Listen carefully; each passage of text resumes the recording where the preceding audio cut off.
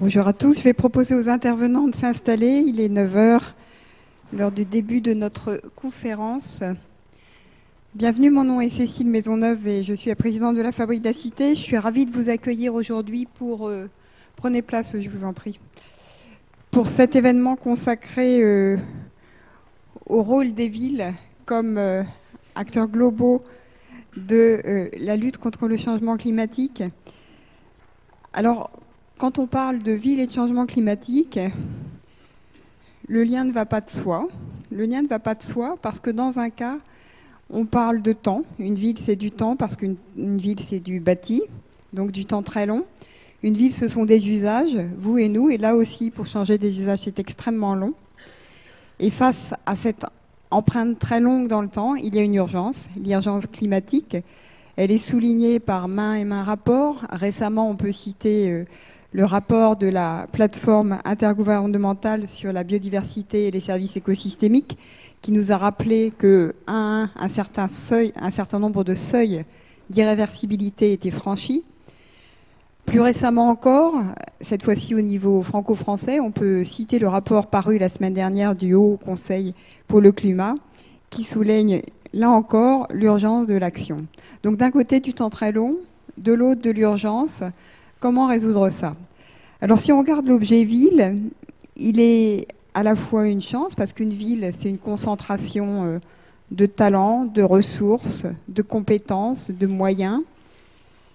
C'est aussi un problème, parce que les villes, nous le savons, c'est une concentration d'émissions de CO2. Elles sont les principales émettrices. Et en France, rappelons que les deux sources principales d'émissions de CO2, si on parle du CO2, c'est d'abord le transport et ensuite les bâtiments. Et c'est donc une concentration d'externalités négatives pour le climat. Alors on le comprend, il faut faire plus vite. Alors ça tombe bien parce que les villes sont des accélérateurs, mais faire plus vite, ça veut dire surtout quand on parle de ville, faire autrement. Faire autrement, c'est faire autrement par rapport à avant, bien sûr, mais c'est faire autrement aussi par rapport aux États. Et si je parle du rôle des États, vous l'avez compris, on est dans un festival qui réfléchit sur la question des échelles. C'est qu'il faut comprendre comment on va articuler les différentes échelles. Alors si l'on prend la manière dont les États ont agi sur ces sujets-là, on s'aperçoit, et là on peut parler de l'exemple de la France, oui, la France, en termes d'émissions de CO2, est bien placée, mais on le sait tous, ça a été à la fois... sans le vouloir et en le voulant. Sans le vouloir, c'est notamment la désindustrialisation qui nous a conduit à déplacer notre empreinte carbone ailleurs. C'est-à-dire que la poussière CO2, on l'a mis sous le tapis chinois, pour dire les choses de manière imagée. Or, je vous le rappelle, que la molécule de CO2 soit émise à Pékin ou qu'elle soit émise à Paris, ça n'a absolument ça ne fait aucune différence pour les effets sur le climat. Ce que je suis en train de vous dire, c'est que les villes peuvent agir différemment des États en tissant des relations de coopération, de solidarité, de partage de bonnes pratiques, beaucoup plus que ne l'ont fait les États. Et c'est ça qu'on voudrait regarder aujourd'hui. Et ce qu'on voudrait regarder aujourd'hui aussi, si je dis que la molécule de CO2, qu'elle soit émise à Paris ou à Pékin, c'est la même chose, c'est peut-être réfléchir sur une autre approche pour les villes, une approche que des ingénieurs qualifieraient une approche en cycle de vie. Si on prend la réglementation à venir sur les bâtiments, c'est bien comme ça qu'elle va se situer. Ce ne sera plus une méthode par moyen, ce sera une méthode par objectif. Objectif de diminution de l'empreinte environnementale. Et c'est bien une démarche en analyse de cycle de vie. Et après tout, pourquoi est-ce que les villes ne pourraient pas, elles aussi, raisonner en analyse de cycle de vie lorsqu'elles prennent des décisions de politique publique ? Est-ce que ça a un sens d'inaugurer des bâtiments à énergie positive ou d'inaugurer des écoquartiers quand pour se rendre à son lieu de travail, la seule solution, c'est la voiture? En termes d'analyse de cycle de vie, de décision d'urbanisme, non, ça n'a pas de sens. Est-ce que ça a un sens de dire oui, je vais faire du tout électrique, mais de ne pas se préoccuper où sont fabriquées les batteries? Quand vous voyez dans l'analyse de cycle de vie d'un véhicule, l'importance de la phase de fabrication préalable, et notamment de la batterie électrique, c'est une vraie question. C'est encore plus une vraie question quand aujourd'hui, le pays phare est de loin pour la fabrication des batteries électriques, c'est la Chine, dont je vous rappelle que le mix électrique est composé à 67% de charbon. De ce point de vue-là, on peut saluer les initiatives étatiques, cette fois-ci, de volonté de construction d'une filière européenne, c'est l'initiative franco-allemande, de la batterie électrique. Mais on le voit bien, dans toutes ces démarches, les villes, à la fois parce qu'elles sont le lieu du problème, mais aussi parce qu'elles sont le lieu de la solution. Et rappelons-le, il n'y aurait pas eu d'accord de Paris s'il n'y avait pas eu cette, j'allais dire, mise en avant des villes, cette revendication quasiment des villes. C'est d'ailleurs pour ça que Copenhague avait échoué en 2009. Les acteurs infra-étatiques, qu'il s'agit d'ailleurs des villes ou des entreprises, étaient absents. Cette fois-ci, ils étaient présents. Et donc, on comprend bien que c'est avec les villes et leurs partenaires qu'on va pouvoir attaquer de front le sujet du changement climatique. J'emploie ce vocabulaire un peu guerrier, mais vous aurez noté dans l'actualité d'hier l'interview de Nicolas Hulot sur le terme de guerre. Donc voilà ce dont on va parler aujourd'hui avec trois invités qui sont, j'allais dire, représentatifs de ce qu'une ville peut faire, que ce soit à travers le réseau qu'elle peut mettre en œuvre avec d'autres villes. Et à cet égard, c'est Sylvia Marcon qui nous parlera de ce que fait le C40, puisque vous êtes la responsable des sujets climat au C40. Vous nous expliquerez ce que vous faites et comment ça fonctionne. On en parlera également avec la représentante d'une ville-monde, puisque vous êtes dans une ville-monde. Alors, responsabilité encore plus forte quand on est dans une ville-monde et pas dans une ville tout court, si je puis dire. Avec vous, Sédicia Abou, vous êtes responsable du pôle innovation et bâtiment durable à la direction de la construction publique de la ville de Paris. Et puis, je disais, les villes ont des partenaires. Ce sont les entreprises et je suis ravie d'accueillir aujourd'hui Alain Guillaume. Alors vous êtes manager business développement et marketing pour Omexom, qui est une marque de Vinci Énergie. On a avec vous et Sylvia Marcon deux acteurs transnationaux, soulignons-le, puisque vous nous rappellerez dans combien de pays Vinci Énergie est implanté. Donc les villes, vous les voyez, j'allais dire, sous toutes les coutures et avec toutes leurs problématiques. Donc la manière dont notre séance va se dérouler est la suivante. Chacun de nos intervenants, dans l'ordre dans lequel ils sont assis d'ailleurs, nous présenteront ce qu'ils font pour répondre à ce sujet des villes, acteurs globaux de la lutte contre le changement climatique. Après quoi, nous aurons un débat entre nous, puis nous terminerons par une séance de questions-réponses. Merci beaucoup.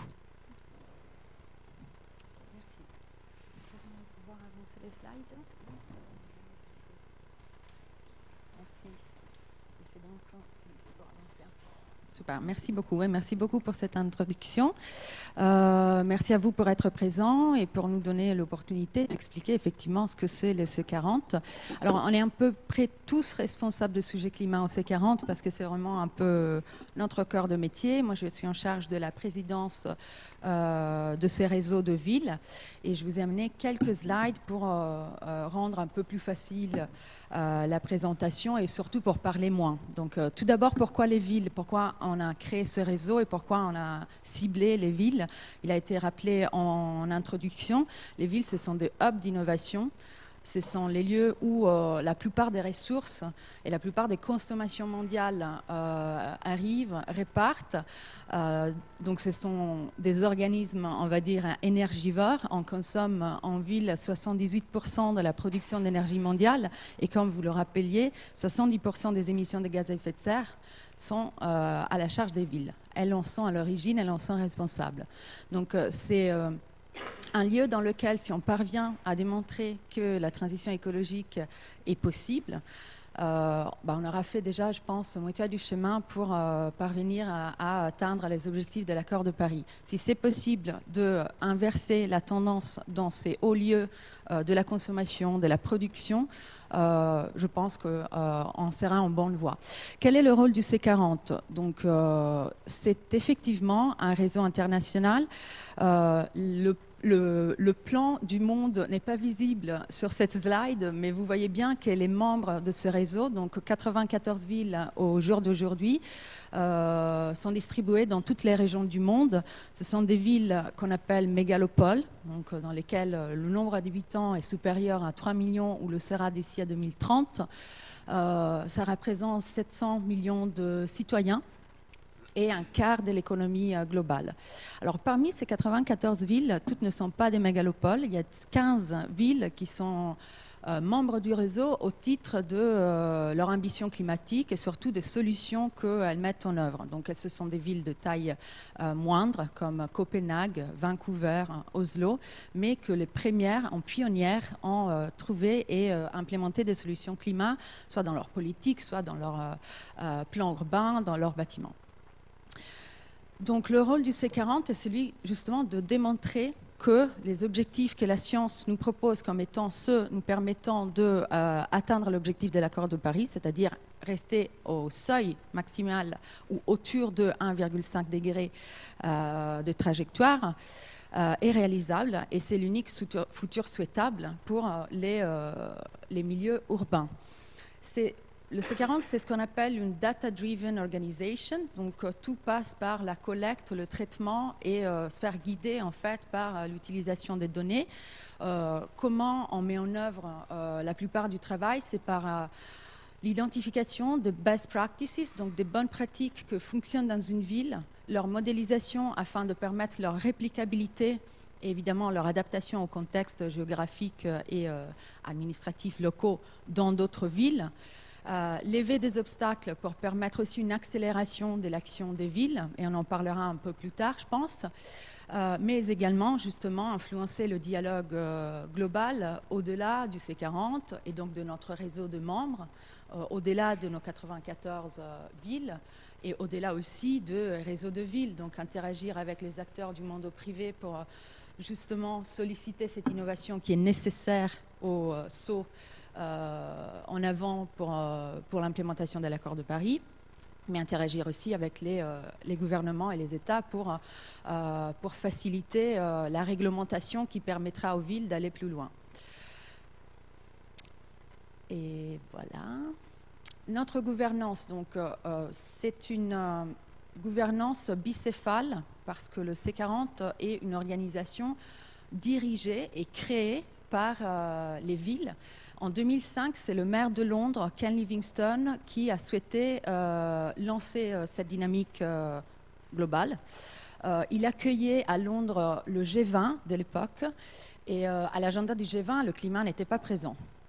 Donc il a souhaité montrer que le climat était un sujet crucial pour le futur et aussi l'avenir économique des mégalopoles et il a organisé la première réunion du réseau.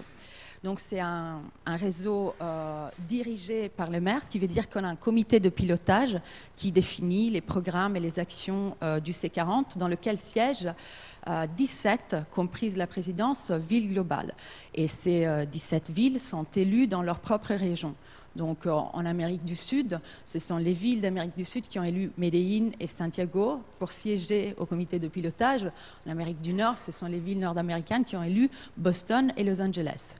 Donc le Steering Committee se rencontre 3 fois par an et parmi mes responsabilités, j'ai celle justement d'organiser ces réunions, d'en créer l'agenda et de favoriser des positions communes au sein de ce groupe.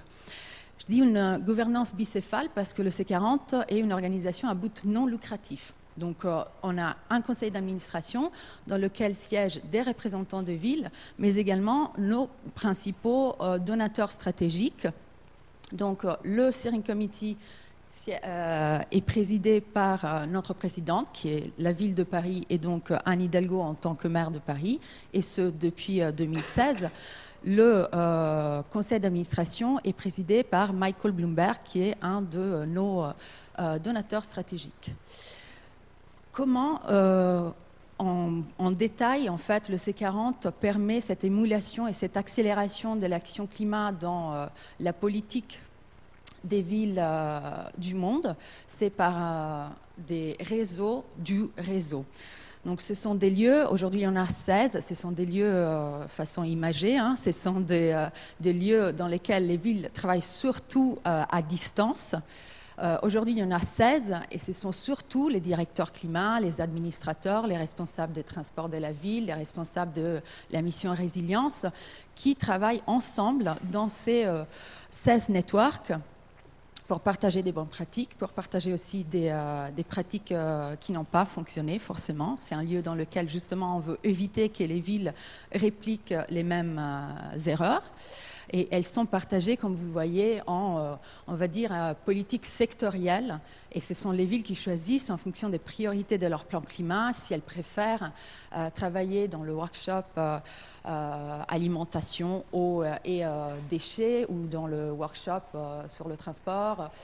Et le dernier né est le workshop Air Quality, d'ailleurs né sur l'impulsion d'Anne Hidalgo. Et je pense qu'on est à Paris, on sait tous ce qu'on doit affronter tous les jours. C'est un workshop, c'est un network très récent, mais qui est en train de collecter déjà un nombre incroyable de villes en son sein. Alors je vais peut-être un peu plus vite.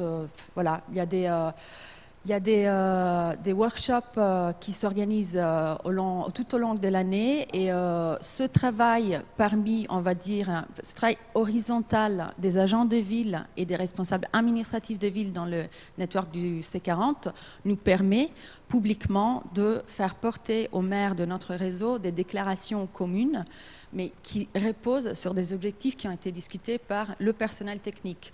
C'est-à-dire que ce sont des objectifs qu'on a convenus dans les networks qui sont faisables. C'est-à-dire qu'une majorité de villes pourra atteindre cet objectif, ce qui permet aux maires de porter publiquement ces engagements.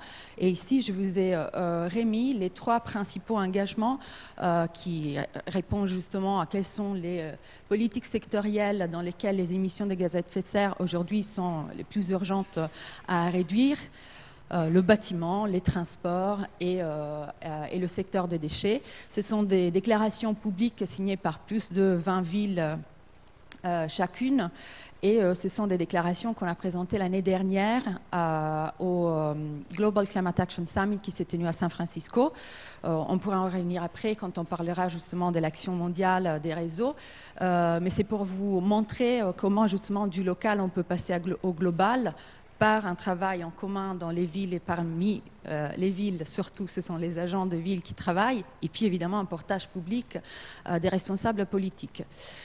Très vite, l'action phare du C40, depuis le début de la présidence d'Anne Hidalgo, on a publié ce rapport en 2016, fin 2016, s'appelle Deadline 2020, puisque comme vous l'avez rappelé, les prochaines 10 années sont critiques pour accélérer l'action. Donc on sait que l'implémentation de l'accord de Paris démarre en 2020. Ce rapport est la feuille de route que les villes du C40 doivent suivre pour atteindre ces objectifs. Donc, sont rappelés ici le pic d'émissions en 2020, une descente très rapide des émissions en 2030, dans l'idéal à 45%, et puis évidemment le net zero emission ou la neutralité carbone en 2050. C'est un rapport qui nous a permis d'aller vraiment très loin dans l'identification des objectifs de politique sectorielle de la ville. Aujourd'hui, depuis 2017, il y a 83 villes qui ont rejoint ce programme. C'est grâce aussi au support de 3 gouvernements, le gouvernement allemand, danois et britannique, qu'on peut apporter du soutien technique aux villes dans la rédaction et l'implémentation de leur plan climat. Ce sont surtout des villes d'Afrique, d'Amérique du Sud et d'Asie qui ont bénéficié de ce programme. Et c'est ça ce que le C40 fait en plus du travail dans leur network, c'est du support direct pour que les villes, dans certains cas, rédigent leur premier plan climat. Mais un plan climat que rédigé la première fois soit déjà compatible avec les objectifs de l'accord de Paris. Et voilà, je pense que je vais m'arrêter ici. J'avance peut-être d'un slide. Merci beaucoup. Merci. Merci à vous, Sylvia Marcon. Effectivement, il y a beaucoup de sujets sur lesquels on reviendra, notamment sur ces échelles dont vous avez parlé et comment elles interagissent ou pas entre elles. Cédricia, je souhaiterais, alors maintenant, on va parler d'un cas, je l'ai dit, et pas n'importe lequel, une ville-monde, donc qui a à ce titre une responsabilité particulière, aussi bien par son poids en termes d'émissions et d'impact écologique que par sa capacité à mettre en œuvre. Merci. Donc bonjour à tous et merci pour votre invitation. Je ne sais pas si du coup si je me lève ou si je reste assise. Je vais rester assise, c'est plus confortable. Effectivement, nous on s'inscrit complètement dans tout ce qui vient d'être dit, donc dans toutes les politiques et stratégies pour la transition écologique de la ville. On travaille à toutes les échelles, évidemment, depuis l'écoquartier jusqu'à l'îlot et évidemment jusqu'au bâtiment. Et de très nombreuses questions se posent sur la mise en œuvre concrète de toutes ces grandes stratégies. Et donc c'est à ce sujet-là que l'on travaille à la ville de Paris, dans la direction dans laquelle je travaille. Donc très rapidement, la présentation Voilà, donc la ville de Paris, ce qu'il faut comprendre, c'est que à la fois c'est une ville-monde, mais c'est une très grosse administration, donc on est 55 000 agents. Il y a, alors, attendez que je regarde, donc il y a plus de 2 230 000 habitants, ce qui fait que c'est l'une des villes les plus denses du monde, à laquelle on peut ajouter évidemment les plusieurs trentaines de millions de touristes qui arrivent tous les ans. Donc il faut aussi pouvoir gérer en termes de déchets, de transport, d'accueil en hôtel, etc. Et donc, pour la gestion de cette ville, c'est 22 directions donc, qui sont réparties dans différents secteurs et chapeautées par un secrétariat général et les élus. Donc cette ville s'inscrit évidemment dans la métropole du Grand Paris, donc qui comprend 130 communes, elle-même comprise dans la région Île-de-France qui comprend 1500 communes. Donc tout ça est un ensemble qui interagit de plus en plus, ce qui n'était pas forcément le cas il y a quelques dizaines d'années, mais en tout cas là, on est dans des actions très transversales et très interactives avec toutes ces communes limitrophes et tous ces partenaires pour gérer justement toutes ces questions à la fois de biodiversité, de transport, de logement, de gestion des déchets, d'énergie, etc., qui nous occupent quotidiennement. Donc, alors, plus précisément, au sein de la direction de l'architecture, on gère 3600 bâtiments. Donc c'est un gros parc. Donc tous les équipements publics de la ville, à la fois les crèches, les écoles. Ça a été trop vite. Les crèches, les écoles, les gymnases, les bibliothèques, les médiathèques. Alors je ne sais pas si on peut pas revenir en arrière. Bon, voilà. Mince. Décidément. Ah oui, d'accord. Je vais trop vite. Je sais pas. Ah oui, parce qu'en fait, c'est pas la même chose. D'accord. Alors, on va faire dans l'autre sens. Ok, je vais plutôt regarder l'écran. Voilà. Donc, pour dire qu'on a beaucoup de bâtiments à gérer, et ce qui est intéressant d'avoir en tête, c'est qu'il y a un service qui s'occupe des gros projets. Donc, il y a environ 100 gros projets qui sont réalisés par mandature, c'est-à-dire tous les 5-6 ans, soit des rénovations lourdes de bâtiments, soit des constructions. Et parallèlement, on a la gestion de tous ces équipements qui nous permettent de faire fonctionner la ville. Et donc, c'est environ 2000 travaux par an qui sont gérés. Donc, le gros enjeu pour nous, c'est de faire en sorte que tous ces travaux soient désormais réalisés avec un principe de neutralité carbone, de basse émission de gaz à effet de serre, de végétalisation, etc. Et donc, d'intégrer tous ces éléments des plans stratégiques qui sont notre fil rouge. Donc, un petit rappel très rapide sur les plans stratégiques. Donc, on a le plan climat. En fait, je vais me lever, comme ça, c'est plus simple finalement, parce que là, je vois rien. Voilà. Donc, on a le plan climat qui vise la neutralité carbone du territoire en 2 étapes. Une première étape en 2030 et une seconde en 2050. Donc, ça, il faut vraiment comprendre que pour une grosse ville comme Paris, enfin pour une capitale, c'est un challenge énorme, vraiment énorme. Et en termes de bâtiments, c'est très complexe à mettre en œuvre. On s'en rend compte tous les jours. On est en train de se dire que le premier émetteur de CO2 dans le bâtiment, c'est le béton, par exemple. On a aussi l'acier, la céramique et le verre. Donc ça veut dire comment construire sans ces 4 gros matériaux qui sont évidemment très utilisés aujourd'hui. Voilà, comment construire bas carbone avec des matériaux biosourcés, géosourcés. Ça veut dire construire totalement autrement. Donc là, les chiffres avec les objectifs pour 2030. Donc 50% de réduction des émissions de gaz à effet de serre d'ici 2030. Donc ça veut, enfin, je vous laisse découvrir tous les chiffres à l'écran, mais ça veut dire que effectivement, tous les projets qui démarrent aujourd'hui en termes de bâtiments, de transport, d'aménagement des espaces publics doivent s'inscrire dans cette logique-là. et donc changement radical des matériaux utilisés et des pratiques utilisées aussi jusqu'à présent. Alors, bon, je ne sais pas ce qui se passe, maintenant il est bloqué. Bon, du coup, il n'y en a pas un autre. Ah, sinon, je vous laisse, vous pouvez peut-être avancer. Non. Voilà. Donc 2050, ces chiffres-là sont augmentés. Deuxième grand plan stratégique, c'est le plan biodiversité de Paris qui a pour objectif, donc vous voyez quelques chiffres qui apparaissent à l'écran, on est face, d'après les chercheurs, à la 6e extinction des espèces. Donc c'est une situation assez gravissime à laquelle nous sommes confrontés en termes de biodiversité. Donc moins 75% d'insectes volants qui auront disparu, qui ont déjà disparu en 27 ans, et on annonce moins 25% des espèces d'ici 2050 si le processus dans lequel on est engagé n'est pas modifié. Donc une volonté de végétaliser et de préserver et de renforcer la biodiversité sur le territoire avec des actions de végétalisation à la fois sur l'espace public et sur les bâtiments. C'est-à-dire que tous les projets aujourd'hui intègrent cette notion de biodiversité, que ce soit de la rénovation, de la construction, de l'aménagement d'espaces publics ou autre.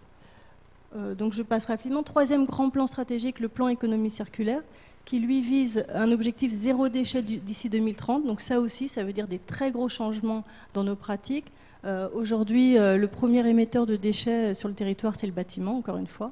On a une obligation, via la loi transition énergétique, de valorisation de 70% des déchets du BTP d'ici 2020, c'est-à-dire demain matin. Et là, on a testé on a fait quelques premières expérimentations sur une crèche, par exemple, sur laquelle on a réussi à valoriser 97% des déchets. Ça veut dire que les filières existent, les processus sont possibles à réaliser. On a fait travailler des entreprises qui se sont bien coordonnées sur cette expérimentation. Et donc, tout l'enjeu maintenant, c'est de massifier ces démarches sur l'ensemble des projets. Dernier grand document stratégique important, la résilience, donc faire en sorte que notre ville puisse s'adapter au changement climatique et être la plus résiliente possible. Un exemple, c'est l'aménagement des cours d'école en courroisie, c'est-à-dire suppression de tous les revêtements de sol imperméables. Donc on les remplace par des revêtements de sol perméables, du coup, qui permettent à l'eau de pluie de s'infiltrer dans le sol, et aménagement de 20 à 30% des surfaces en végétalisation. Plus pergola, plus jeux d'eau pour les enfants, etc. Donc les grands points de la stratégie résilience, c'est la lutte contre les inégalités sociales, la lutte contre le risque terroriste, le dérèglement climatique évidemment, la pollution de l'air, qui est un gros enjeu aussi auquel on doit vraiment se confronter dans les mois et les années qui viennent, le risque d'inondation évidemment, et la gouvernance territoriale, donc, comme je vous le disais, à toutes les échelles, à la fois de l'arrondissement à la région Île-de-France. Alors en termes d'éco-construction, par rapport aux questions des matériaux que j'évoquais rapidement à l'instant, donc il y a plein de pistes qui existent et des matériaux qui sont très proches de nous, notamment la paille. On a des productions de paille qui sont annuelles, donc c'est pratique parce que c'est un matériau qui pousse tous les ans, qui a un bilan carbone excellent et qui a des qualités en termes d'isolation thermique aussi excellentes. Et donc on est en train de regarder ça très sérieusement. On va l'expérimenter sur un bâtiment qui va être construit dans une école là, à la rentrée. Et puis on aimerait pouvoir massifier et le développer. Donc là, concrètement, en fait, on expérimente des tas de nouvelles techniques de construction là, dans les mois et l'année qui vient, pour que, comme je vous le disais, tous les prochains projets de la prochaine mandature s'inscrivent complètement dans ces démarches-là. Donc on regarde aussi le béton de chanvre, on regarde le bois évidemment, les énergies renouvelables, etc. Donc un exemple aussi sur la question du réemploi, donc on est aussi évidemment dans toutes ces logiques-là. Là vous avez un projet qui va être réalisé à partir de l'année prochaine avec des récupérations de portes d'un bailleur social dont le chantier se trouve à proximité de ce projet de crèche. Et donc on va récupérer 200 portes sur lesquelles, qui vont servir de bardage à cette crèche. Donc voilà un exemple aussi très concret à la fois d'économie de matériaux et en même temps de réutilisation de ces matériaux qui permettent de limiter aussi les déchets. Donc voilà, ça c'est aussi un bâtiment qui a été réalisé, vous voyez peut-être pas très bien à l'écran, mais qui a été réalisé en briques en terre crue. C'est un local pour vélo dans dans une cour d'un bailleur social. Ça, c'est aussi le genre de projet qu'on va essayer de développer et de déployer le plus massivement possible sur le territoire. Donc c'est pour dire que ça part à la fois de très grande échelle, donc les écoquartiers, les grands projets un peu structurants de la ville, à des micro-projets, la micro-échelle. Donc on va à regarder jusque les locaux poubelles, les sanitaires dans les écoles. On va aussi regarder les toilettes sèches dans les écoles, essayer de voir comment on peut travailler là-dessus avec les élèves. Donc il y a aussi tout un travail de pédagogie, d'accompagnement des usagers sur toutes ces pratiques. Voilà un autre exemple de projet qui a été réalisé dans une cour d'école. Donc c'est dans l'école Riblette. On a récupéré du bois de palette pour réaliser cette estrade avec des bacs d'activités pédagogiques autour du jardinage. Une classe qui peut servir en période de forte chaleur, donc qui a évidemment bien servi la semaine dernière, et un local en dessous qui permet de stocker les jeux de cours pour les enfants, comme les vélos, les cerceaux, etc. Donc voilà aussi ce genre de travail qu'on aimerait pouvoir déployer. On a des ateliers à la ville avec toutes les compétences en menuiserie, etc. Donc pouvoir aussi s'appuyer sur cette expertise et ces compétences pour transformer les matériaux plutôt que de les envoyer à la benne. Les fauteuils aussi du théâtre du Châtelet qui vont être non pas jetés mais réparés. Donc on va récupérer toutes les structures et changer simplement les mousses et les tissus pour aussi limiter les envois à la benne. Et une plateforme du réemploi qui a été mise en place il y a quelques mois, qui permet à toutes les directions de la ville de pouvoir intégrer sur la plateforme les matériaux dont ils n'ont plus besoin ou les mobiliers, et que d'autres pourraient réutiliser dans leurs projets. Donc ça, c'est aussi une expérimentation, enfin un peu plus qu'une expérimentation, mais en tout cas ça démarre. Alors tout démarre, hein, il faut comprendre qu'on est dans un processus d'avancement effectivement un peu lent, mais bon, on avance, il y a plein de choses qui se mettent en place. On n'a pas encore beaucoup de retours d'expérience sur tout ça, mais enfin on espère que ça va pouvoir se déployer. La seconde étape pour la plateforme, c'est de pouvoir échanger avec les bailleurs sociaux, qui sont nos premiers partenaires directs, et puis peut-être dans un second temps, éventuellement avec les autres communes limitrophes, de pouvoir échanger des matériaux sur nos différents projets. Voilà, en termes de biodiversité, bon, je l'ai déjà dit, beaucoup de végétalisation sur tous les projets. Donc là, vous avez un exemple de façade végétalisée, de toiture végétalisée, puis aussi d'un jardin pédagogique qui ont été réalisés dans cette école. La pépinière de Longchamp aussi, tout en bois avec toiture végétalisée. Je passe rapidement. Donc ça, c'est un des grands projets de la prochaine mandature qui démarre déjà actuellement. La médiathèque Jean Carré, qui se trouve dans le 19e arrondissement. C'est une parcelle de 6000 m² sur laquelle on va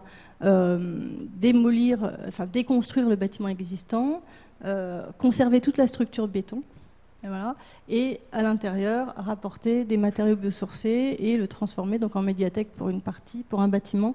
Et le second bâtiment sera un centre d'accueil pour les réfugiés.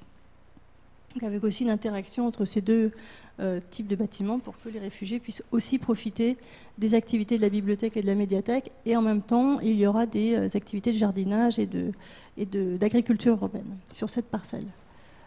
Voilà, donc quelques photos aussi des cours oasis. Donc le principe, c'est on en a réalisé 3 l'an dernier, 30 vont être réalisés cette année, et l'idée c'est que petit à petit, tous les ans, une trentaine de cours soient transformés dans cet esprit-là, pour qu'on arrive d'ici 20 ans à la transformation de toutes les cours d'école en oasis, qui pourraient aussi, ça va aussi être expérimenté, être ouverte au public en période de forte chaleur. Donc ça pourrait devenir un peu des sortes de jardins de rafraîchissement, des îlots de fraîcheur pour les riverains. Voilà, alors quelques photos. Là, vous voyez, pour la première expérimentation, on avait mis des clôtures qui ne seront plus présentes dans les prochains projets, parce que les enseignants et les élèves ont souhaité que l'accès soit plus facile. Et donc, c'est des choses aussi qui vont évoluer au fur et à mesure. Un guide a été réalisé à cet effet pour tous les acteurs de ce projet. Donc là, je ne sais pas si vous aurez le PowerPoint, mais en tout cas, vous avez des liens qui vous permettront éventuellement d'accéder à ces documents. Et voilà, donc merci.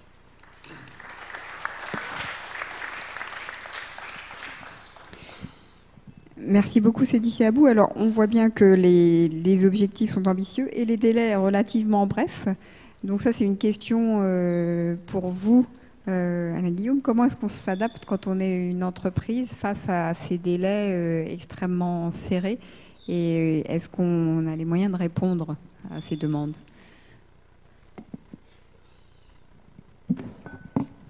Alors, bonjour à tous et merci Cécile de m'avoir invité. Alors peut-être avant de répondre à cette question, je vais répondre à la question précédente sur les pays d'intervention de Vinci Énergie. Donc aujourd'hui nous sommes présents dans 52 pays et Omexom, qui est la marque qui s'occupe des infrastructures d'énergie électrique, nous sommes présents dans 33 pays. Voilà. Sur la deuxième question, pour les entreprises, on s'adapte relativement vite, j'ai envie de dire, puisque c'est à mon avis plus simple pour les entreprises de s'adapter au rythme des donneurs d'ordre qui sont contraints par des problématiques d'investissement. Pour nous, c'est vrai que, là en ce moment, il y a le Grand Paris qui nous occupe beaucoup s'agissant des équipes en Ile-de-France, mais on arrive toujours à trouver des ressources en dehors de l'Île-de-France de chez nous, embaucher. Enfin, c'est probablement moins difficile pour nous que pour les autres acteurs présents autour de la table. Alors moi, je vais vous parler de mobilité électrique, puisque dans ce contexte de la transition écologique, un des leviers importants pour y parvenir, c'est le transport. Le transport, c'est donc un quart des émissions de CO2, et pour une bonne partie, c'est des émissions qui sont liées aux véhicules qui roulent sur les routes. Voilà, et donc dans ce cadre-là, la mobilité électrique a un rôle à jouer, avec les réserves évidemment que Cécile a évoquées sur la provenance des batteries, le recyclage des batteries et l'origine du mix énergétique quand on recharge les batteries. Effectivement, en France, on ne va pas rentrer dans le débat du nucléaire ici, c'est pas l'objet, mais on a une production d'énergie qui est décarbonée. Donc pour cette transition du point de vue des émissions carbone, on est plutôt bien loti en France de cet aspect-là.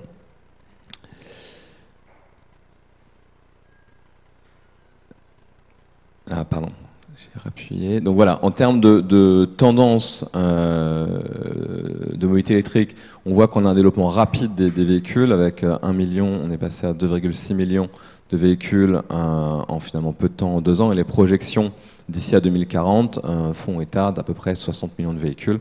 Donc c'est une tendance très forte et massive. Il n'y aura peut-être pas que des véhicules électriques, il y aura peut-être des véhicules à hydrogène. En tout cas, les véhicules électriques seront une donnée importante dans la mobilité de demain. L'autre aspect qui est important à avoir en tête et qui aura un impact sur la problématique foncière urbaine dans les villes, c'est les chargeurs. On est passé sur des chargeurs de relative petite puissance, qui sont les chargeurs que vous avez chez vous et qu'on trouve au démarrage sur l'espace public, qui sont de l'ordre de quelques kilowatts. Alors, quelques kilowatts, ça représente à l'échelle d'un foyer une partie de 25-30% de la puissance souscrite d'un foyer. Quand on passe aux 22 kilowatts, qui sont des bornes de recharge un peu plus rapides, c'est l'équivalent de 2 foyers. Et quand on parle des chargeurs de très haute puissance, que sont les chargeurs de 350 kilowatts qu'on commence à installer aujourd'hui, on parle de l'équivalent en puissance souscrite d'une trentaine d'habitations. Donc en termes d'impact de puissance sur les réseaux, c'est pas neutre. Donc voilà pour les grandes tendances.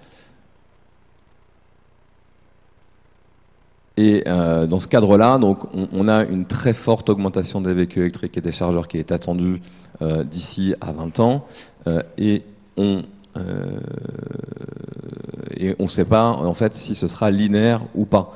Et dans ce cadre-là, le rôle des politiques publiques est très important. Je vais prendre le cas de la Norvège. Donc c'est une politique nationale qui a été mise en place il y a quelques années pour favoriser l'adoption des véhicules électriques par les usagers. Et dans ce cadre-là, par une politique tarifaire, donc sur le prix d'achat du véhicule, et également par une politique tarifaire d'accès aux autoroutes, et dans une moindre mesure, donc c'est ce qu'on voit en violet, sur la facilité d'usage du véhicule électrique. Donc typiquement, s'il y a plus de bornes, on a tendance à plus facilement acheter un véhicule électrique. Donc on a eu une demande très forte en Norvège pour passer du thermique au véhicule électrique, avec des goulets d'étranglement, parce qu'aujourd'hui en Norvège, effectivement, la politique a bien fonctionné. Donc on est passé à un taux de pénétration du véhicule électrique de 10%. C'est-à-dire qu'il y a 10% des véhicules qui sont électriques aujourd'hui en Norvège, ce qui est vraiment très important. On est plutôt de l'ordre de 1% en France, par exemple, moins d'1% d'ailleurs. Et l'autre effet, c'est qu'aujourd'hui, on a des délais d'attente qui sont très forts. Donc si vous voulez acheter en Norvège un véhicule électrique, il va falloir commander le véhicule qui vous sera livré dans 1 an ou dans 2 ans. Donc Donc ça, c'est un premier goulet d'étranglement sur l'industrie. Et l'autre, c'est qu'on a des stations de recharge de véhicules électriques qui sont flambant neuves avec parfois 20, 30, 40 stations. Et malgré ça, à certains moments dans l'année, à certains moments de la journée, on va avoir 20, 30, 40 véhicules à attendre que la borne de recharge soit disponible. Donc on a un vrai impact de ces politiques publiques sur l'usage parce que, et on revient sur ce que disait Cécile en introduction, entre les adoptions par les usagers et la capacité des villes à s'adapter et à mettre en place les infrastructures nécessaires, on a un délai qui est incompressible. Voilà, à Paris, la politique territoriale dans le cadre du plan climat va être encore un peu plus brutale quelque part qu'en Norvège, puisque en 2024, ce sera la fin du diesel et en 2030, ce sera la fin du thermique. Et donc dans ce cadre-là, il y aura un effet assez fort, puisqu'il y a un certain nombre de personnes qui en 2024 vont dire qu'est-ce que je fais? Est-ce que j'achète une voiture essence jusqu'en 2030 et il faudra la revendre, ou est-ce que je passe directement électrique? Donc on aura un effet assez fort dans le cadre de cette politique à Paris. Alors comment ça s'anticipe? Il y a 3 impacts pour les villes à l'adoption massive des véhicules électriques. La première, c'est sur le réseau de distribution, donc j'en ai parlé, quand on commence à vouloir recharger rapidement des véhicules électriques pour avoir la même qualité d'usage que sur du thermique, ça veut dire qu'à un moment donné, il faut de la puissance disponible. Et la puissance disponible, c'est compliqué à gérer, sachant que le coût d'installation d'une borne, c'est quelques dizaines de milliers d'euros si on parle de bornes rapides. Et si on commence à parler de renforcement de réseau pour pouvoir installer les bornes, on passe assez facilement à quelques centaines de milliers d'euros. Donc on est sur des vraies problématiques d'investissement. Le deuxième, c'est l'aménagement urbain. On aura d'autres manières de se recharger par rapport à aujourd'hui où tout le monde va dans des stations-service. On va beaucoup plus se recharger à la maison et à certains moments, on aura besoin de se recharger en ville. Donc il faudra créer ces espaces dans lesquels on pourra aller se recharger et on se rechargera toujours moins vite en électrique qu'en thermique puisqu'il y a cette problématique de puissance qui fait qu'on ne peut pas recharger une batterie en 5 minutes comme on le fait avec un véhicule thermique. Et donc enfin l'usage, on n'aura pas le même usage, donc comment les villes l'anticipent, comment est-ce qu'on peut essayer de faciliter cet aspect-là, sachant que moi je trouve ça très salutaire et courageux que les villes s'emparent de la problématique du climat, ce que les gouvernements visiblement n'arrivent pas toujours à faire, mais derrière il y a un coût politique, c'est-à-dire que quand on met en place une régulation en disant c'est la fin du diesel en 2024 dans une ville, il y a un certain nombre de personnes qui vont être impactées et qu'on est impacté dans ces transports, on a de fortes remontrances vis-à-vis du politique. Donc c'est courageux de la part des villes de le faire et il faut qu'elles se donnent les moyens d'utiliser tous les leviers pour que ça se passe plutôt bien pour les usagers. Parce que vraisemblablement, ça ne va pas bien se passer pour l'usager pour une raison qui est très simple. C'est qu'aujourd'hui, on ne pourra pas recharger de la même manière, avec la même facilité, un véhicule électrique qu'un véhicule thermique. Donc là, il y a 3 exemples. Si vous avez une 406 thermique classique, vous rechargez votre véhicule en 5 minutes à la pompe et vous avez 1000 km d'autonomie. Si vous faites la même chose avec une Porsche Taycan, donc qui est la mission I de Porsche, qui se recharge avec un 350 kW, donc l'équivalent de 30 habitations en termes de puissance souscrite, vous rechargerez en 30 minutes 450 km d'autonomie. Donc c'est 6 fois plus de temps, 2 fois moins d'autonomie, et sous réserve d'avoir installé un superchargeur qui coûte beaucoup plus cher et qu'on ne pourra pas installer partout parce que le réseau n'est pas disponible. Alors la Zoé, qui est peut-être plus la voiture de monsieur tout le monde que la Porsche, on parle pour un 22 kW, qui est une borne relativement standard, bien que rapide, 400 km d'autonomie, 1h40.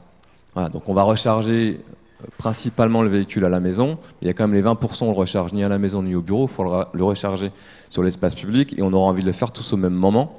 Et donc on aura des pics, alors il y aura les pics de saisonnalité liés aux vacances du mois d'août qui vont être extrêmement compliqués à gérer au démarrage, et il y aura des pics parce qu'on va tous vouloir se recharger pendant l'heure du déjeuner ou le matin, ou voilà. Donc on aura tout ça à gérer.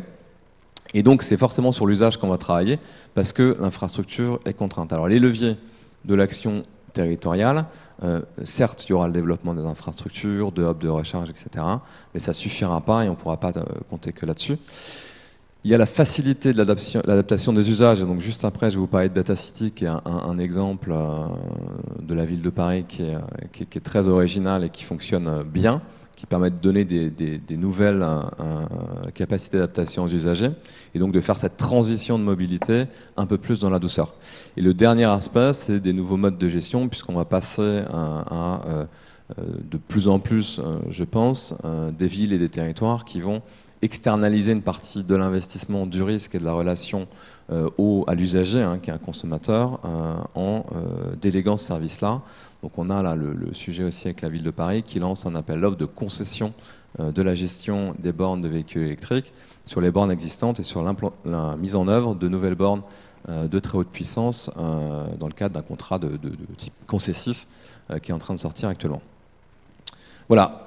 Donc ça, c'est sur les leviers. Data City, alors c'est un programme qui est réalisé par UNUMA, qui est un tiers-lieu qui favorise beaucoup l'innovation, qui fait de l'incubation, de la formation des corporates aux problématiques des startups, etc.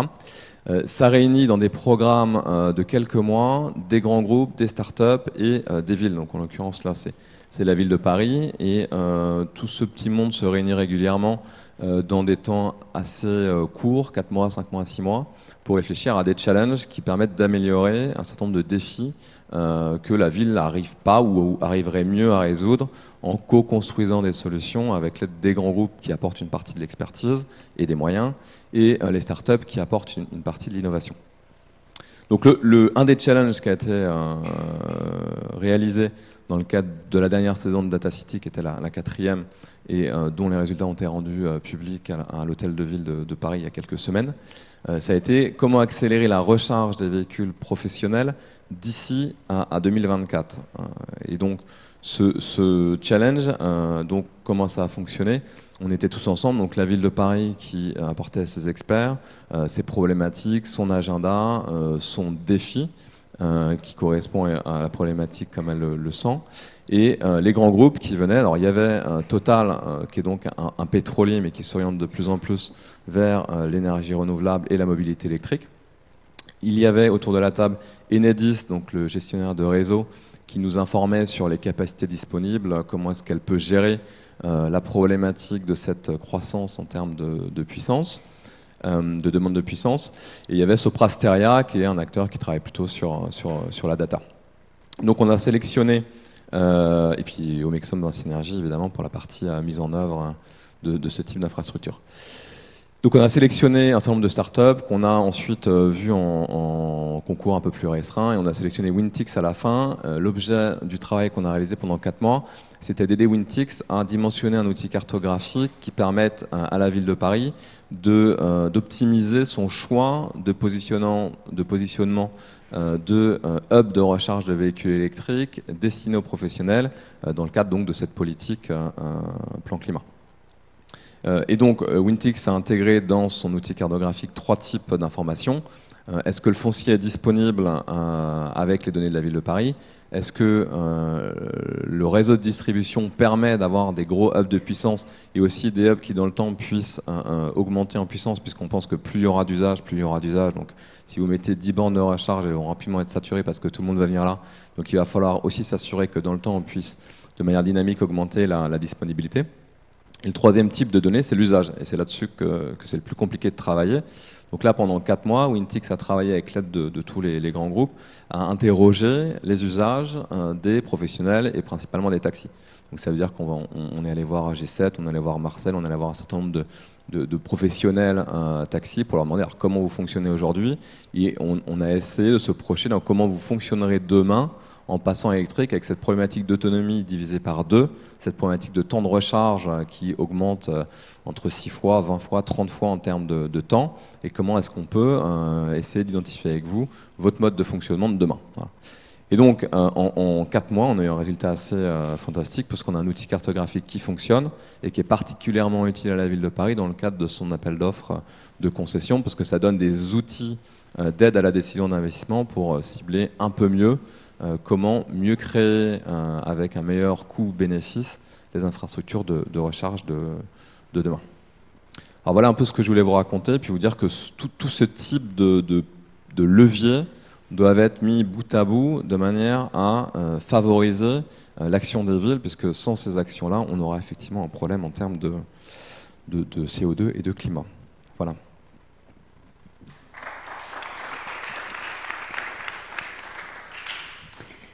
Merci beaucoup Alain. Alors je vous propose qu'on commence ce débat et la première question que j'ai envie de vous poser, alors on a vu l'an dernier les émissions ont encore fortement augmenté.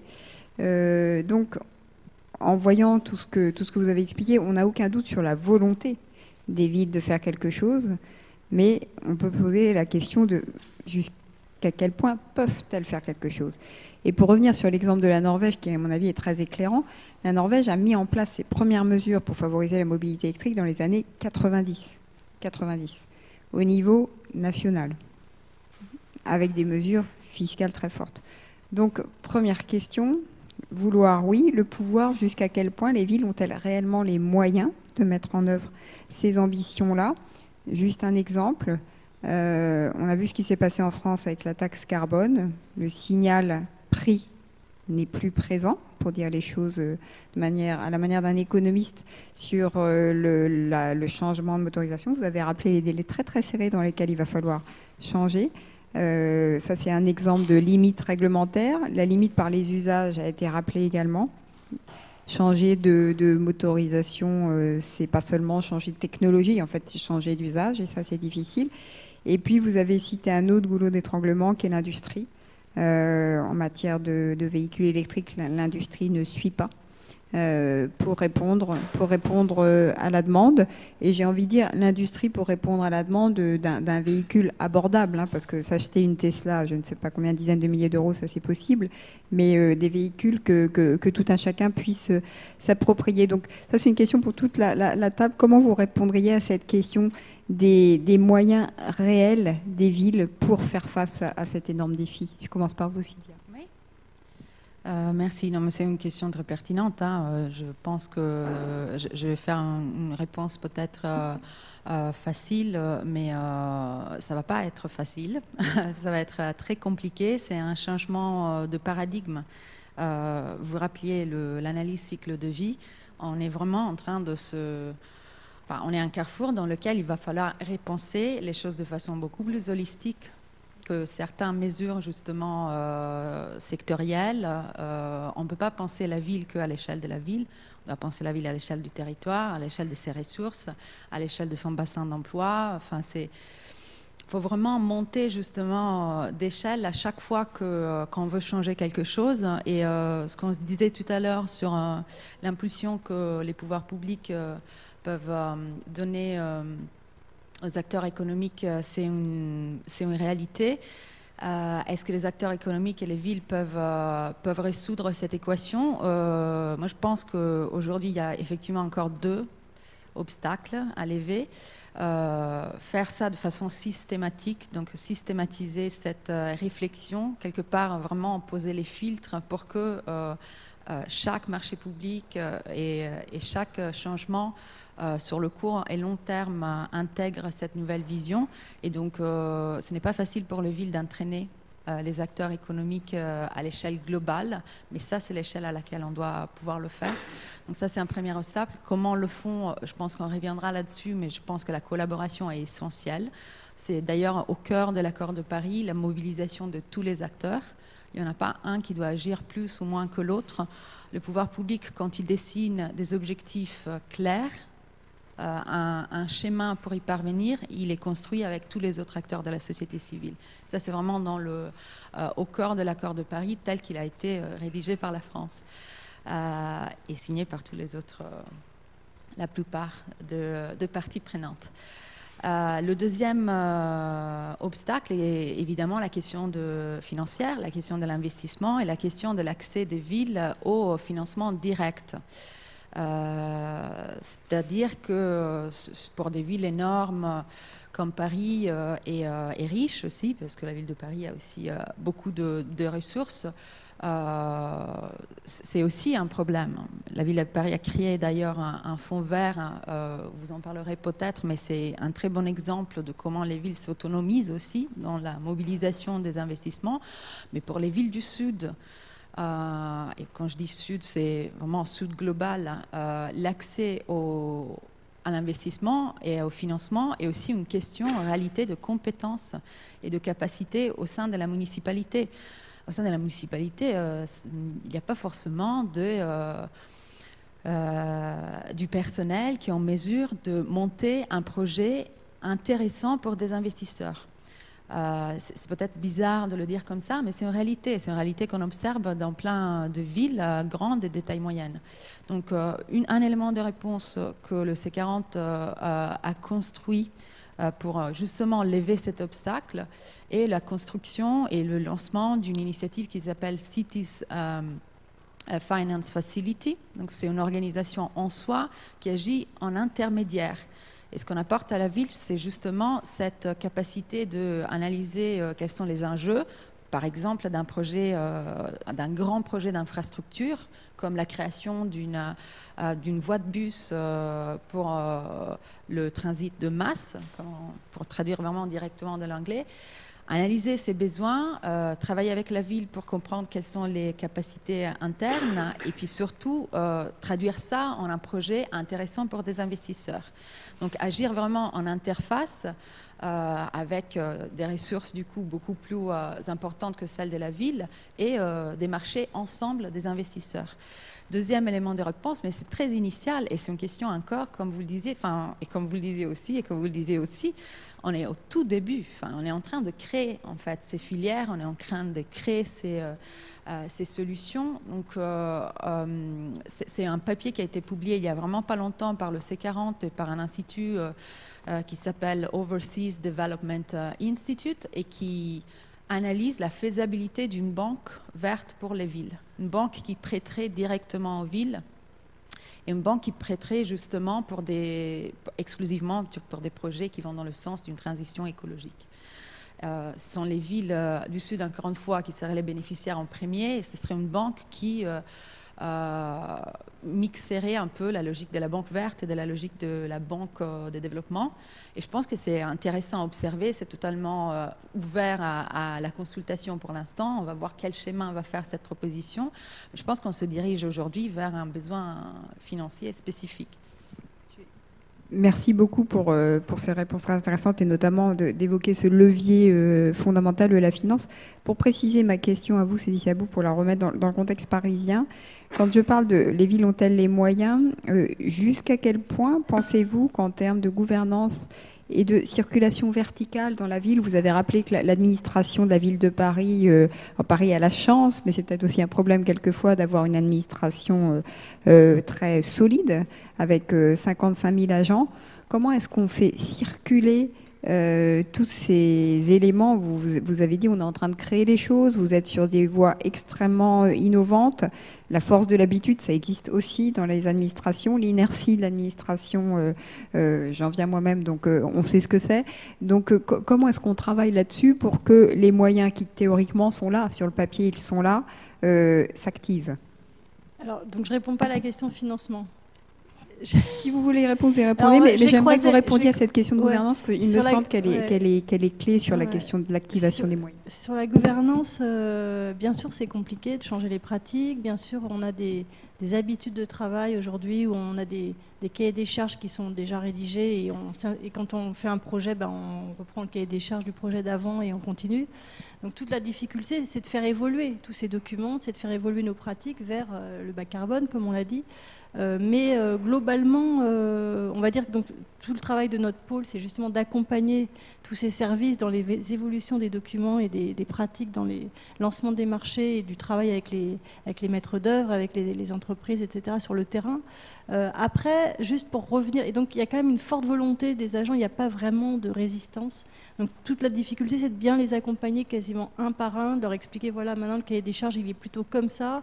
Voilà, il faut juste rajouter des paragraphes pour ouvrir le champ non plus, que ce soit pas plus uniquement de la structure béton, mais ouvrir le champ à d'autres types de structures possibles dans les bâtiments. On ne peut pas non plus imposer le bois partout, évidemment.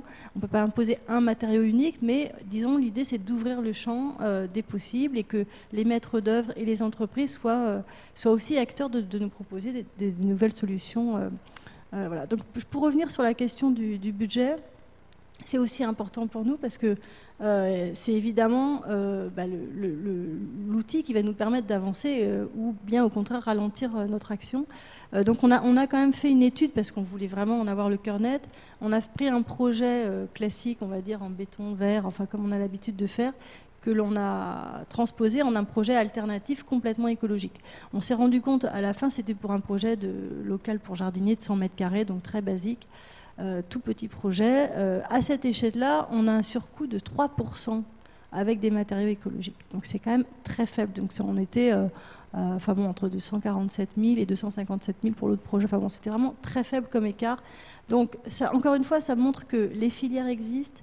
Alors effectivement, il pourrait y avoir un goulet d'étranglement si tout d'un coup, demain matin, on demande toutes nos isolations en paille. Il va falloir que les entreprises s'organisent quand même pour nous préparer les ballots. Il va falloir anticiper un petit peu ça. Mais le matériau existe, les filières existent. Donc on voit bien qu'il y a un accompagnement peut-être anticipé un peu. D'ailleurs, c'est ce qu'on est en train de faire. On prévient les entreprises qu'il va y avoir de la commande dans les années qui viennent sur ces nouveaux matériaux. Donc on essaie d'organiser aussi les filières pour qu'il n'y ait pas de ce type de problème. Il n'y a pas de surcoût, ça veut dire qu'à budget constant, on devrait pouvoir s'en sortir pour bâtir de manière plus écologique.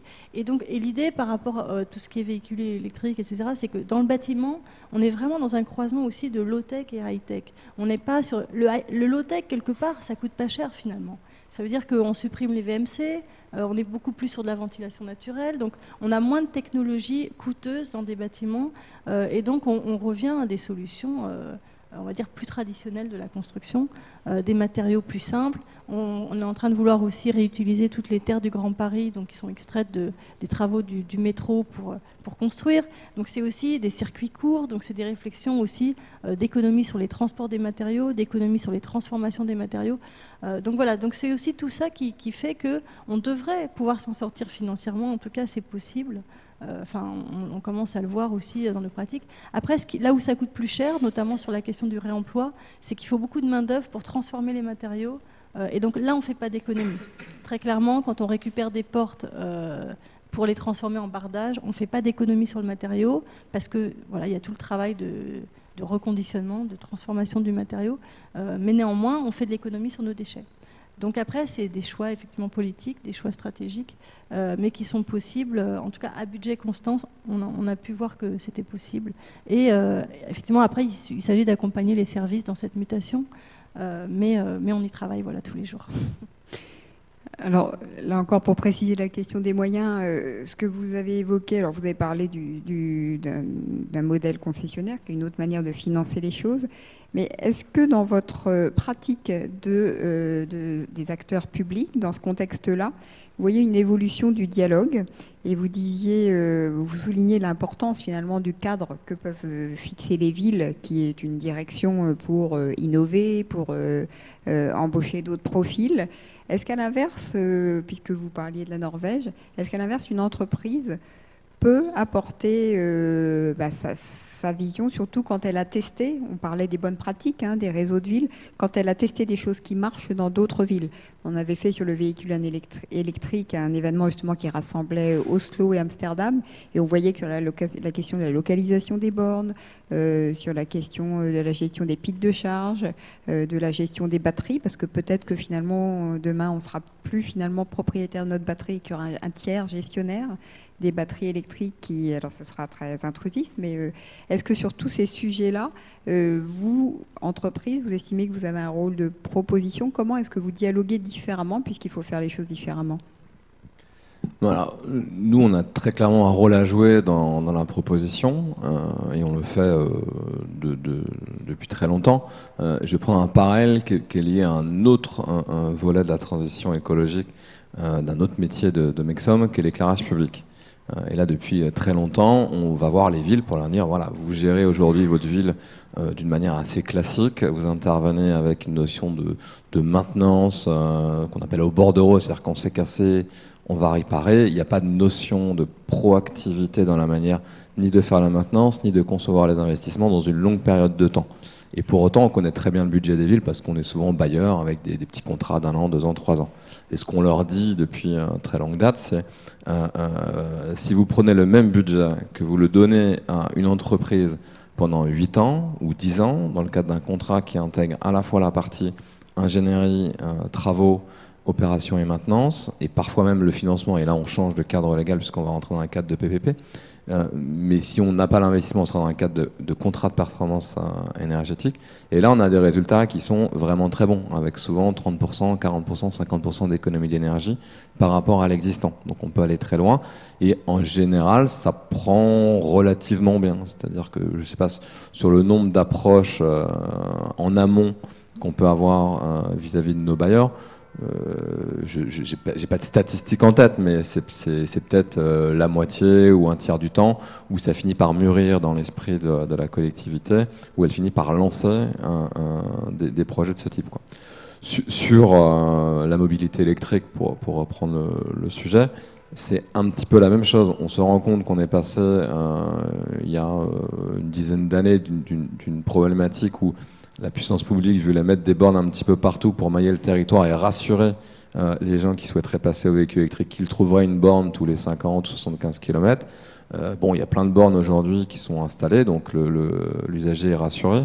Il y en a plein qui ne sont pas utilisées et qui ne seront jamais utilisées. Donc aujourd'hui, on passe d'un modèle où on a, dans un cadre de travaux, de marché d'appel d'offres, de travaux, on a installé plein de bornes, et aujourd'hui, on se pose la question de quel est l'usage, comment les usagers utilisent les bornes, et quand elles ne sont pas utilisées, comment est-ce qu'on peut mieux les utiliser. Et c'est pour ça que de plus en plus on passe dans un mode de délégation de service public où on dit à l'opérateur privé, bon, tu connais l'ensemble des bornes, tu connais les usages, tu dois mettre à la fin un certain nombre de bornes à disposition, tu peux enlever des bornes et tu peux en rajouter si tu le souhaites. À la fin, ce que je veux, c'est plus d'efficacité, plus d'utilisation et un coût-bénéfice, donc investissement égal, avoir finalement plus de services et un coût du kilowattheure qui est plus bas. C'est un peu ce type de modèle qui commence à prendre corps aujourd'hui. Oui, effectivement, il y a une étude récente qui est parue qui montre que finalement, ce qu'il apparaît, c'est que ce sont surtout des rechargements domicile ou travail, et que cette idée de parsemer le territoire avait peut-être un rôle psychologique, c'est ce qu'Amsterdam a fait beaucoup au début, mais qu'aujourd'hui on est dans une phase de rationalisation qui vise à trouver des business models et une gestion aussi de stabilité du réseau importante. Bien, je vous propose qu'on ouvre le débat et je suis sûre que vous avez beaucoup de questions à poser à nos différents intervenants. Donc la parole est à vous.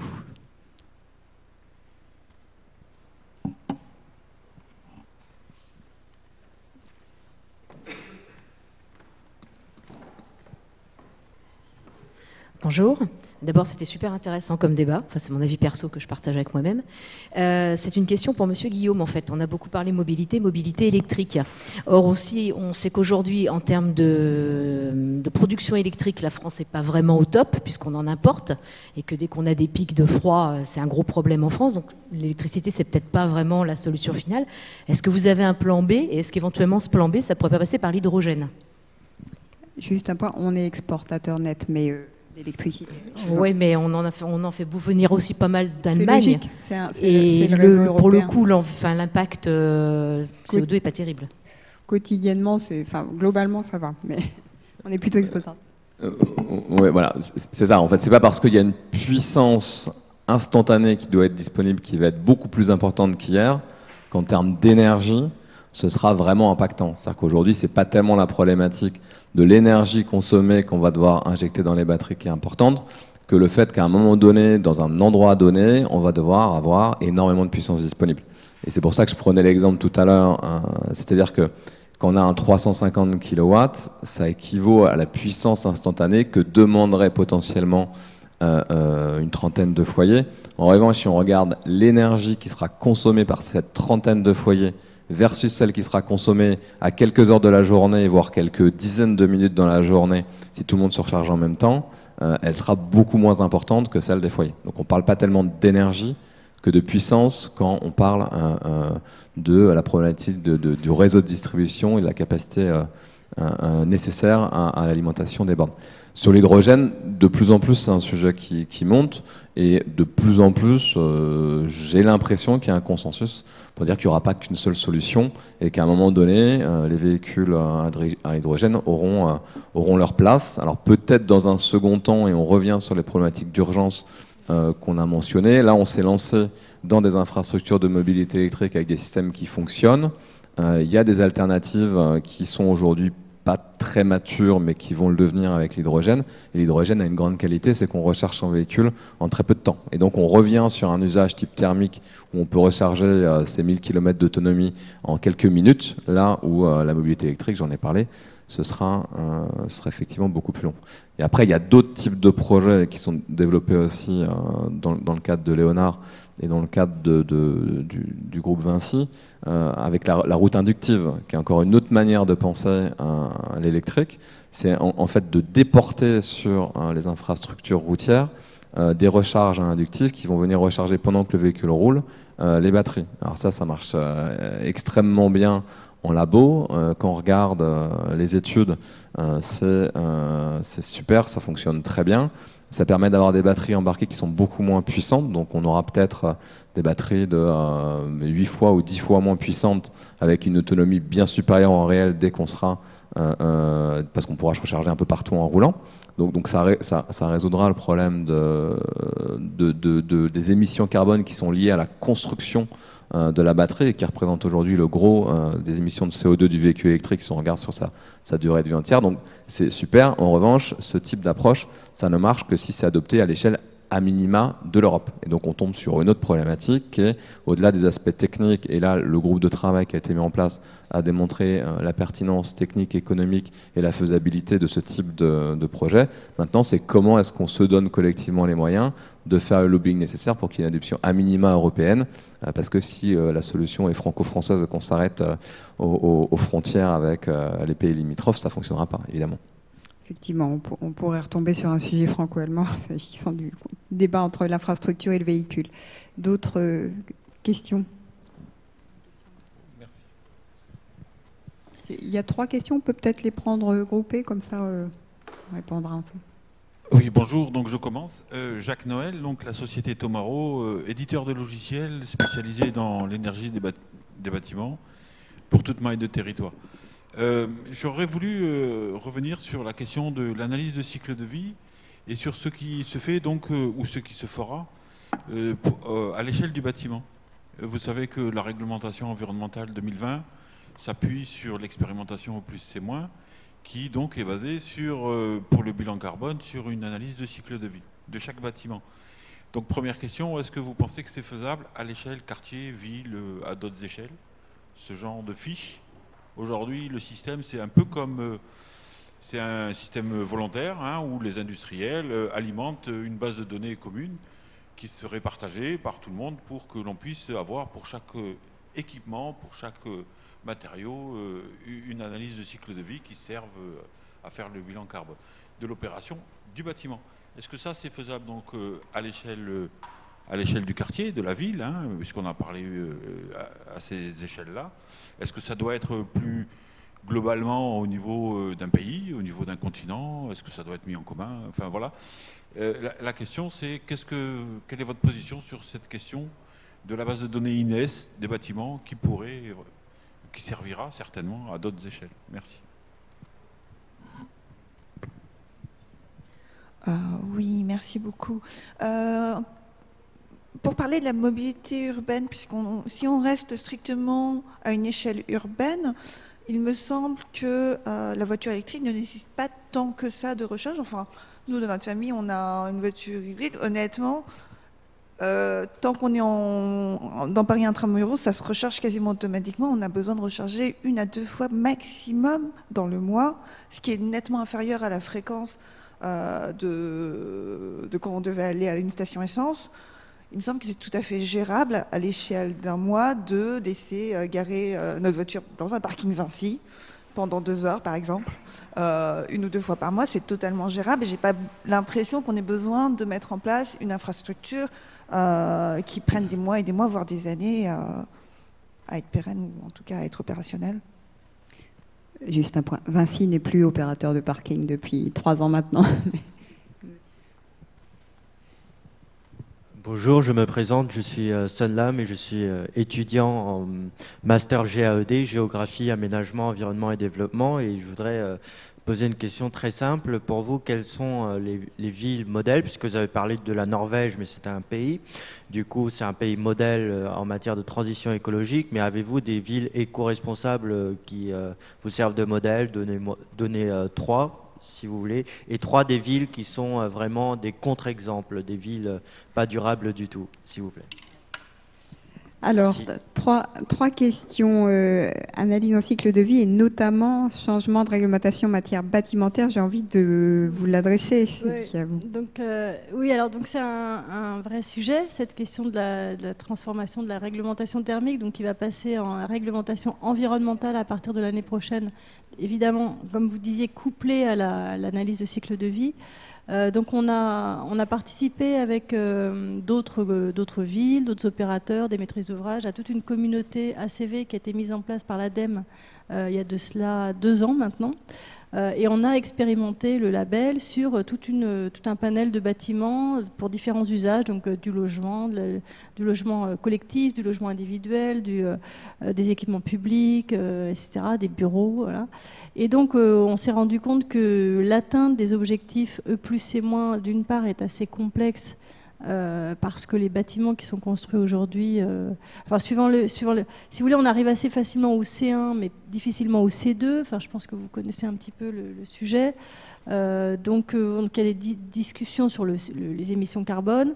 Sur le E, on arrive à peu près au E2, E3. Enfin bon. Voilà. Alors, si on est raccordé au réseau, pas raccordé au réseau de chauffage urbain, on a plus de points, enfin, entre guillemets, enfin, c'est pas des points, mais bon, disons qu'on arrive plus facilement à un certain niveau. Donc, il y a plein de questions qui se posent. Et après, on s'est rendu compte qu'il y avait beaucoup de pénalités suivant si on a des matériaux qui ont des fiches FDES ou pas. Donc cette question-là, effectivement, elle pose question, enfin, elle nous interroge parce qu'on s'est rendu compte que pour tous les matériaux biosourcés, notamment, alors on va peut-être rentrer dans les sujets un peu techniques, mais disons que les matériaux biosourcés aujourd'hui sont portés par des petites entreprises. Or, pour acquérir, enfin pour payer une fiche FDES, c'est-à-dire que le matériau, en gros, est labellisé par le CSTB, donc le Centre scientifique et technique du bâtiment, et donc il y a toute une série de bilans, d'analyses qui sont faites sur la capacité thermique, sur la résistance à un certain nombre de sujets. Je ne connais pas d'ailleurs tout le détail des calculs qui sont faits, mais il y en a tout un grand nombre, pour valider, pour obtenir cette fameuse fiche et qui coûte beaucoup d'argent. Et donc, toutes ces petites entreprises qui se développent autour des matériaux biosourcés n'ont pas les moyens d'obtenir ça. Et du coup, on pénalise un bâtiment qui aurait été réalisé en biosourcé, par exemple, quasiment à 100%. Il va être pas forcément mieux noté qu'un bâtiment qui aurait été réalisé en béton parce que les gros majors du BTP, eux, ont leur fiche FDES et en plus ils les améliorent parce qu'ils vont dire que le béton a été recyclé de je sais pas où ou qu'il provient de voilà. Donc on voit bien qu'il y a plein de biais en fait dans ces questions d'ACV et de label +C-. Donc c'est toutes ces questions qui ont été soulevées dans le cadre de la communauté, de toutes ces études qui ont été faites sur les bâtiments. Et donc d'ailleurs on ne sait pas très bien quand va sortir le label, du coup, enfin la réglementation, parce qu'il y a tellement d'incertitudes maintenant qui apparaissent que voilà, ça devient un peu compliqué. En 2020 c'est... on est parti sur 2020 maintenant, je ne sais pas s'ils en sont toujours là. Enfin, clairement, il y a un peu, je pense que... C'est assez peu présent dans le débat public, alors que c'est un sujet assez majeur, un vrai sujet. Effectivement. Comment ? C'est assez peu présent dans le débat public, alors que c'est un débat totalement majeur. Parce que c'est un débat très technique et complexe, et en même temps, on ne veut pas ralentir cette évolution de la réglementation qui est quand même très intéressante parce qu'elle couple quand même cette notion d'énergie et de carbone, ce qui est quand même une vraie avancée. Donc par rapport à ça, c'est plutôt très positif. Maintenant, sur la manière de faire les calculs et sur ces questions d'ACV, c'est vrai que ça pose beaucoup de questions.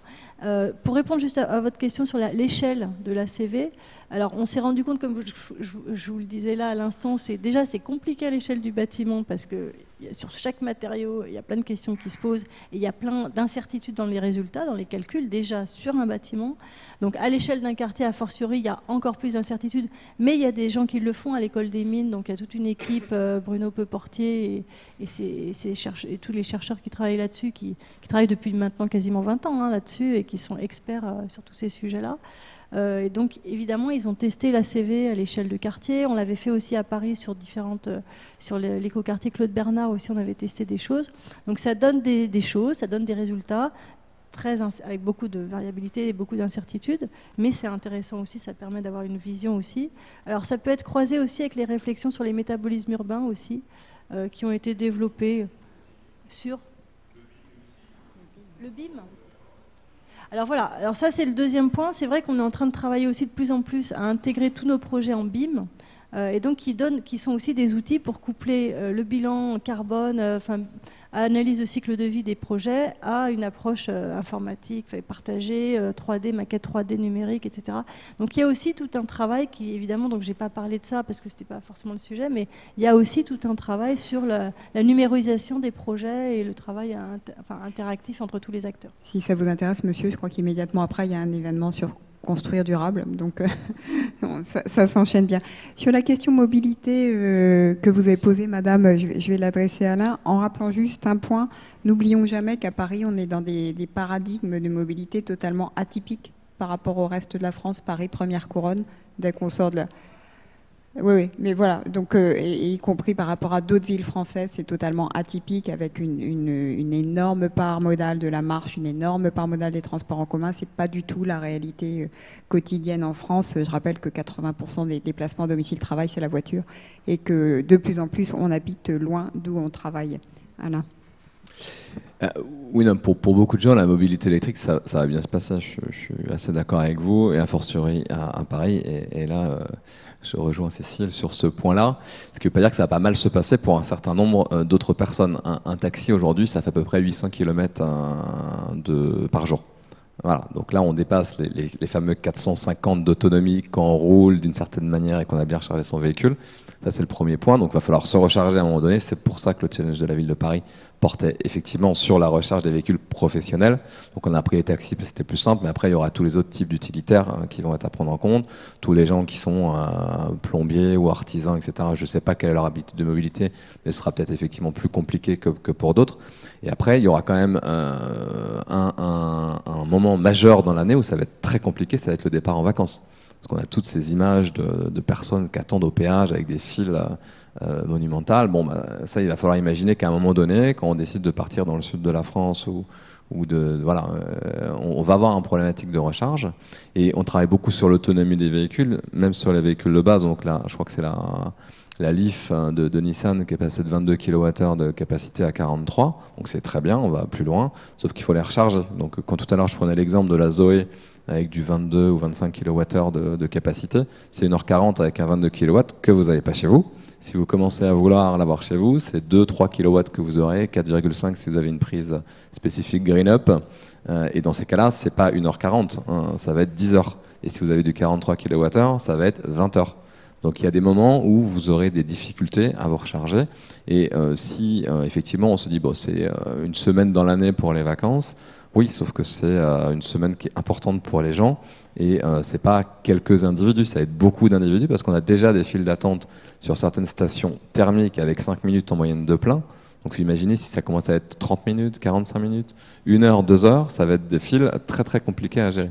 Donc il y a cet aspect pro des villes, il y a l'aspect des vacances pour tout à chacun, et après il y a effectivement, quand on commence à parler du périurbain ou de la province, ce ne sont pas du tout les mêmes habitudes de transport et de recharge. Donc c'est pas ingérable, c'est juste qu'on aura de plus en plus de politiques qui vont faire basculer la mobilité, et l'infrastructure pourra pas suivre, donc il y aura pendant quelques temps un délai de mise en œuvre des infrastructures qui font que ce sera compliqué. Et le temps aussi que les solutions digitales soient mises en place pour faciliter, c'est-à-dire qu'on soit capable de pré-réserver ces espaces de recharge, qu'on soit capable d'avoir des trajets intégrés. Donc on fait Marseille-Paris, on veut savoir exactement combien de temps ça prendra, y compris le temps de recharge qui va tenir en compte la batterie. Toutes ces solutions-là qui vont exister nécessairement, elles n'existent pas encore. Et ça fait partie, ça, les tarifs d'incitation avec des tarifs plus chers aux heures de pointe et les heures creuses, tout ça, ça va permettre de lisser la demande, mais voilà, il y aura un passage un peu compliqué, quoi. Sylvia, la question ville modèle contre modèle. Oui, c'est une question intéressante. Je vais répondre peut-être juste, vous me faites penser à quelque chose sur cette question de mobilité. Tout à l'heure, on parlait d'un changement systémique. Je pense que là, il y a quelque chose aussi de l'ordre vraiment de la rupture dans la vie et dans le quotidien de nous tous. Moi, je ne suis pas persuadée que à 2030, on fasse un Paris-Marseille en voiture individuelle, en fait. Je pense que le changement doit arriver aussi. C'est les données que vous avez montrées, 400 km. Est-ce qu'on le fait en voiture individuelle demain? Je pense que voilà, c'est ça aussi les grands changements qu'il va falloir intégrer, et ça à l'échelle de tout et chacun. Ce n'est plus pensable. Et ça permet aussi une sorte de pédagogie. La vie sur un monde aux ressources contraintes et une vie contrainte. Et il va falloir l'assumer d'une façon ou l'autre. Et on fera peut-être juste un Paris-Marseille en moins, et on récupérera la voiture de quelqu'un d'autre à Marseille. On aura d'autres formes aussi de propriété, je crois. Et on sera plus des usagers, peut-être, que des acheteurs de voitures. Ça, c'est mon point de vue individuel, mais je pense qu'on le porte dans des exemples, beaucoup d'exemples aujourd'hui dans la ville du monde, et sur l'hydrogène. Ce que la ville de Tokyo fait aujourd'hui, c'est une expérimentation à l'échelle de leur flotte de mobilité. Je pense que c'est intéressant. Ça sera testé pendant leurs Jeux olympiques, d'ailleurs, en 2020. Enfin, voilà, nous, on les observe pour comprendre justement comment ce modèle alternatif se construit, succès, écueil. Je crois que ça va être intéressant. Pour répondre à votre question, donc, quelles sont les villes modèles? Quelles sont les villes qu'il ne faut pas prendre en exemple? Bon, alors nous, on fonctionne beaucoup justement aussi dans cette sorte de compétition positive où un peu... comment dire, inspiration inspirante. On pousse justement des villes à être très ambitieuses pour que d'autres se disent mais si eux ils le font, ben, nous aussi, on doit pouvoir le faire. Et ça marche très bien parce que les maires aiment bien justement mener des politiques à succès. Donc je pense que, et je ne le dis pas parce qu'on est à Paris ou parce que vous êtes là, je pense que la ville de Paris est pionnière en cette matière. C'est une ville que tout le réseau du C40 regarde avec énormément de curiosité, d'attention, du fait aussi de politiques très ambitieuses et du fait d'avoir la capacité des moyens de leur mise en œuvre. Donc je la cite comme un exemple, mais je vous en donne deux autres aussi, parce que vous en avez demandé trois. On revient sur la Norvège, c'est la ville d'Oslo, c'est une des villes innovatrices du réseau C40. C'est un exemple typique de ce qu'on appelle en anglais walk the talk. Le maire d'Oslo s'est donné des objectifs très contraignants pour son plan climat. À 2030, il doit réduire de 95% ses émissions de gaz à effet de serre. Mais c'est vrai aussi que c'est une ville qui n'a pas vu croître ses émissions au cours de ces dernières années. C'est une ville avec des moyens, aucun doute, mais le mécanisme qu'il a mis en place est un mécanisme de gouvernance et justement de dialogue avec son administration qui est inspirant. Et je pense que, pour nous en tout cas, c'est un cas d'école. Concrètement, le plan climat, il n'est pas suivi. Donc, on va dire que ces objectifs ne sont pas mesurés exclusivement par la progression dans la réduction des émissions de gaz à effet de serre. Il y a un double système de contrôle dont la direction financière est en charge. C'est-à-dire que le conseil de la ville d'Oslo ne peut pas voter de mesures qui n'a pas un objectif de réduction des émissions de gaz à effet de serre. S'il y a une mesure dans leur plan financier qui va à l'encontre des objectifs du plan climat, elle ne passe pas. Donc c'est très radical, mais je pense que c'est très efficace. Si on a des objectifs et si on veut les maintenir, il va falloir arrêter en fait d'agir contre ces objectifs. Un autre exemple est la ville de New York. Ce n'est pas un exemple que toutes les villes vont pouvoir prendre parce que c'est un cas très spécifique. La ville de New York a un fonds de pension pour ses employés qui est de l'ordre de 194 millions de dollars. Donc c'est un des plus importants, si ce n'est pas le plus important des États-Unis. La ville a décidé de désinvestir des industries fossiles son fonds de pension, le fonds de pension de ses employés. Ils se sont donné quelques années pour justement faire ça correctement et le faire de façon progressive. Mais ça aussi, c'est prendre au sérieux l'enjeu climatique et la transition écologique et le mettre au centre d'une politique qui est cohérente par rapport à tout ce que le reste de la ville, de son administration et de sa gouvernance fait. D'autres villes sont en train de suivre ce modèle. La ville de Londres, avec la ville de New York, en fait, pilote un forum qui s'appelle des investissements, parce que pas en train de dire qu'il faut juste désinvestir, il faut ensuite investir dans des filières justement porteuses de la transition écologique. Et très récemment, au mois de mai, c'est le Parlement anglais qui, en s'inspirant de cette démarche, a demandé de désinvestir son fonds de pension. Donc le fonds de pension des parlementaires anglais, qui investit lourdement dans des industries fossiles. Donc voilà, c'est 3 exemples très différents. Je ne vais pas donner de mauvaises notes à d'autres villes, mais je vais prendre juste l'exemple général. Pour moi, la mauvaise ville ou la ville qui aujourd'hui n'accomplit pas son rôle de suivre une thématique d'intérêt général et de survie. Enfin, vous vous rappeliez les objectifs, ou en tout cas la prospective dramatique de l'extinction d'énormément d'espèces. Pour moi, la mauvaise ville aujourd'hui, c'est la ville qui n'intègre pas ça comme étant au centre de son rôle. La ville est un écosystème dans un autre écosystème. Et sa survie dépend de ça. Aujourd'hui, investir dans des projets d'infrastructures qui empêchent dans les 10 prochaines années et qui bloquent en fait le modèle de la ville dans un modèle du passé est un mauvais investissement économique, est un mauvais investissement politique, je pense, mais surtout un investissement qui va à l'encontre du bien-être de ses citoyens. Donc, sans en nommer, je pense qu'il y en a très peu d'ailleurs qui continuent dans cette lancée, mais ça serait le pire. Merci Sylvia. Pour revenir sur la question des échelles, quand on parle d'Oslo, personne n'oublie dans cette salle évidemment que la Norvège est un énorme producteur de gaz et de pétrole. Donc on a un vrai sujet d'échelle, mais en même temps, c'est bien le fonds souverain de, je crois, 1000 milliards d'euros qui permet de financer cette politique de transition écologique. On retombe sur le sujet de financement que vous avez tous abordé.